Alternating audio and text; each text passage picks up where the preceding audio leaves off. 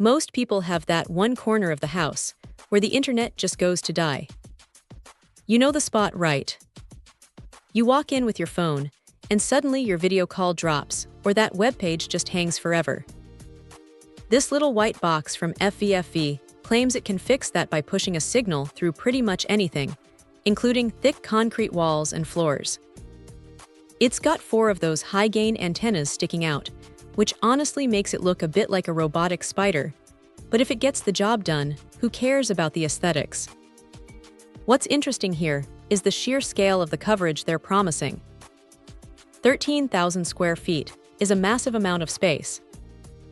Now, in a real-world home with furniture, appliances, and actual walls, you're probably not going to hit that exact number, but it does a surprisingly good job of pushing through obstacles that usually kill a signal.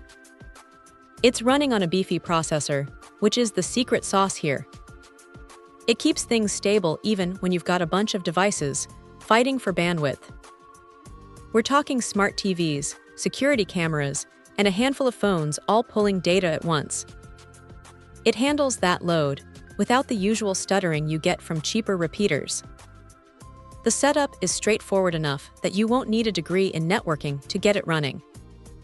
You've got 2 main ways to use it.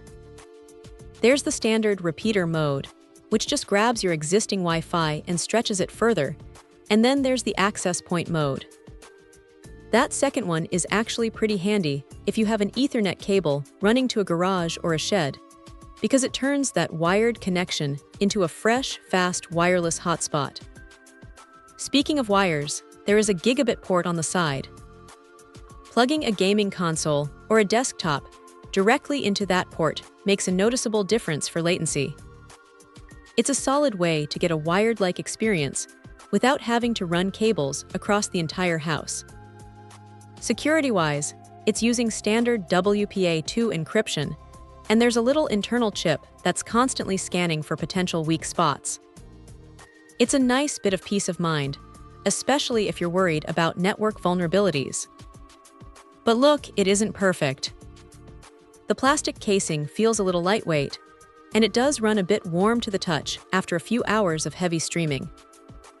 It's not a deal-breaker, but it's something to keep in mind if you're planning to tuck it into a tight, unventilated space.